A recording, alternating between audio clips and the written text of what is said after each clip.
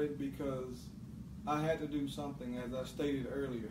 And so I started doing briefings at the Croc in Biloxi, and I started doing them back home at a local church, and I'm trying to grow it and start doing more, simply because I just feel like that's where I belong. That's where I am the most comfortable and excited, is when I'm sharing with people some of the struggles that I've overcome in order to get to where I am today. You know, and as I stated earlier, it's not easy, but it's what I know I'm supposed to do. If it was left up to me, how I feel, I would just probably sit home all day and watch TV and do things of that nature. But I have this strong feeling that this is where I belong, and I'm going to go there. One of the things that we have to always be aware of too is we have to always work on ourselves, make ourselves better. Every day that we wake up, we should be better in the afternoon. You know, whether we read a book, we read a little short article, or we have to make sure that we're staying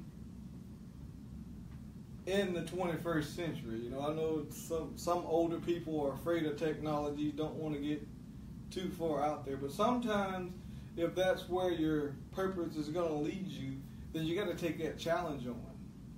You know, and I tell the younger people all the time that if you're not getting what you want and pay or notoriety or whatever, then you have to do more. Don't depend on someone else to push you over the line. You push yourself over the line. You get that, you dig deep within yourself, and you get that enthusiasm, and you get that excitement inside yourself, and push it forward. You have to be someone who could self-motivate.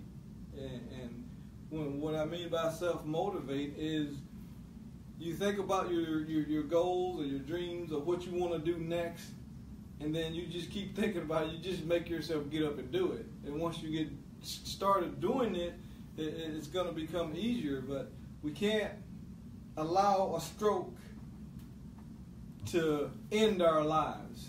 We got to keep pushing. If you like to go to the movies, you know, walk on up in there or get your chair and go on in the movie and get up and walk and go sit down and leave your chair parked in the hallway, you know, whatever it takes.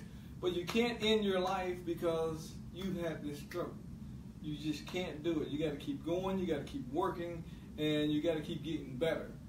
You know, change come a little slower for us when you know, your body is saying no and your mind's telling you yes, and at some point, if you keep working, they're going to catch up. I know you say your stroke has been, 4 years ago, and, you know, you're able to walk now, and, you know, who knows where you're going to be next year. But if you got to keep pushing, and you got to keep having these goals out there that you want to achieve. Don't be like, well, this is all I'm going to get, and this is all I'm going to do. You got to keep pushing. And one of my greatest obstacles right now is, like, getting prepared for this. What shall I say? How that causes me to have critical thinking, and sometimes it causes me a lot of problems because I can't logically put everything and line everything up. So eventually, you just say, it is what it is, this is my life, I'm just going to stand up and talk, because it's just so difficult for me to put things on paper and working on a computer. You know, that's another struggle for me. You know, I have 20 minutes, that's my time limit on there, and I'm done.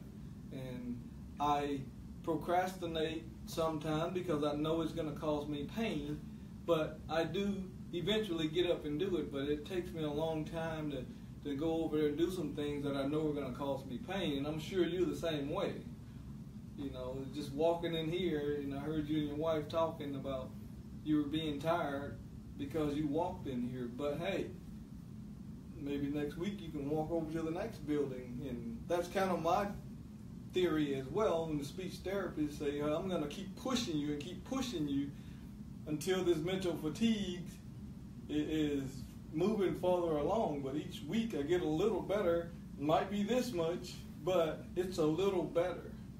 And you know, I can function more so than I did before, whereas I could read something and not be totally drained just from trying to see it, just training my eyes and how to move things in my blind spot and how to hold my head and do different things. So you compensate and you work through it, but don't just give up.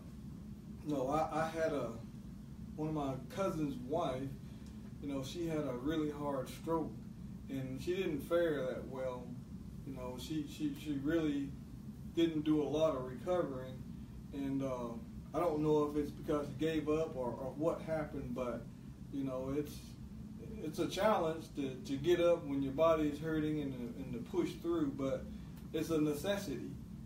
That's the only way to get better. And I guess I probably listened to the girls here in rehab too much, because that's what they always tell me. Just keep pushing, just keep pushing. And then, when I first started, well, don't push yourself too much. Now it's like just go, just push it. When you get tired, just keep going and keep pushing until you get to the other side. Eventually, it's going to subside. Still no definitive answer. How much progress am I going to make, and how much further along will I be? And I'm sure it was the same way for you. They don't know how much progress you're going to make, because everybody's body responds differently.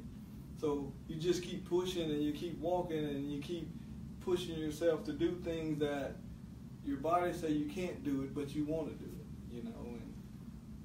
I don't know if shaving was an issue for you. I heard your wife say you shaved this morning, but you did it.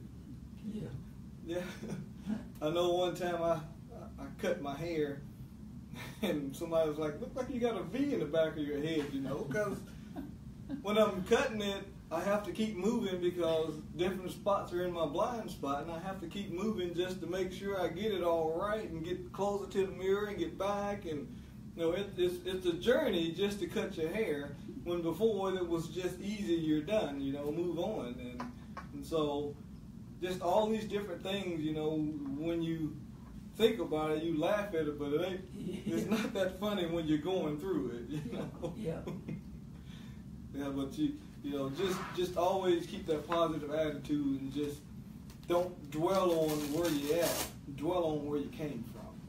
When you look back over where you were and where you're at now, that gives you that motivation to keep going, to keep pushing, and to make sure that you get to where you're truly supposed to be.